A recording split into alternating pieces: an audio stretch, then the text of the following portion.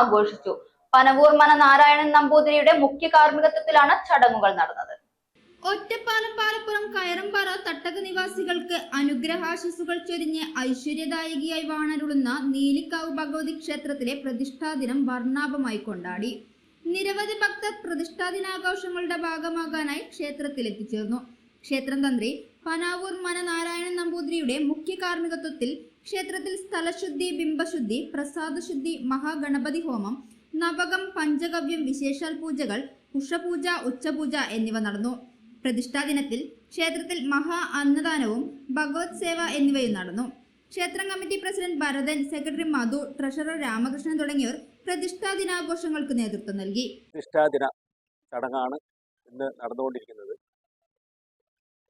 ബഹുമാനപ്പെട്ട പനാവൂർ മന നാരായണൻ നമ്പൂതിരിപ്പാടിൻ്റെ നേതൃത്വത്തിലാണ് ഈ ചടങ്ങ് പൂജാ കാര്യങ്ങളെല്ലാം നടത്തുന്നത്. അതോടൊപ്പം ഇന്ന് 11 മണിക്ക് തന്നെ വളരെ വിപുലമായിട്ടുള്ള പ്രസാദകൂട്ട് ക്ഷേത്രത്തിൽ ഇപ്പോൾ തന്നെ കൃത്യം 11 മണിക്ക് തന്നെ ആരംഭിക്കും. അത് കഴിഞ്ഞ് വൈകുന്നേരം ക്ഷേത്രത്തിൽ ഭഗവത് സേവ തുടങ്ങിയിട്ടുള്ള പൂജകൾ നടക്കുന്നതാണ്. ഈ പ്രസാദകൂട്ടും ഈ പ്രതിഷ്ഠാദിന ചടങ്ങും വർഷങ്ങളായി നടന്നുകൊണ്ടിരിക്കുന്ന ഒരു ചടങ്ങാണ്.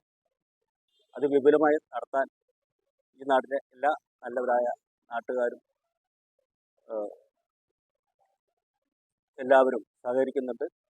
അതുകൊണ്ട് വളരെ വിപുലമായി നടത്താൻ കമ്മിറ്റിക്ക് സാധിച്ചു എന്നാണ് അറിയിക്കാൻ.